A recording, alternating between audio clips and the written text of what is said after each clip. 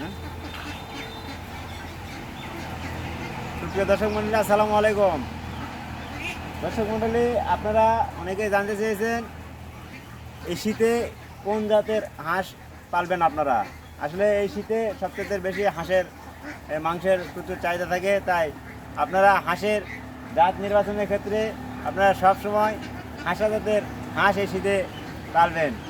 এই শীতে হাঁসা জাতের হাঁসের একটা সেরকম একটা ডিমান্ড থাকে, আপনারা অবশ্যই হাঁসা জাতের হাঁস পালবেন, এতে আপনারা অবশ্যই লাভবান হবেন। আরেকটা ব্যাপার, আপনাদের যদি পর্যাপ্ত জায়গা থাকে, আপনারা প্রজেক্ট সিস্টেম না করে যদি সারা বছর ডিমের হাঁস পালেন তাও পালতে পারেন।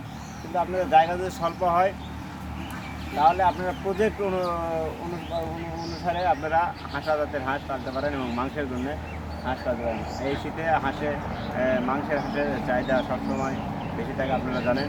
আপনারা অবশ্যই হাঁসা জাতের হাঁস পালবেন। দেখুন, আমার খামারে এখন বর্তমান আল্লাহ রহমতে 900-র মতো আছে হাঁসা জাতের হাঁস। এটা শুধুমাত্র মাংসের জন্য করতেছি, উৎপাদন করতেছি। এখন এই হাঁসগুলোর বয়স আজকে 70 দিন আর কি। তো আপনারা চাইলে কিন্তু এই বয়সে এরকম সময়ে হাঁস পালতে পারেন।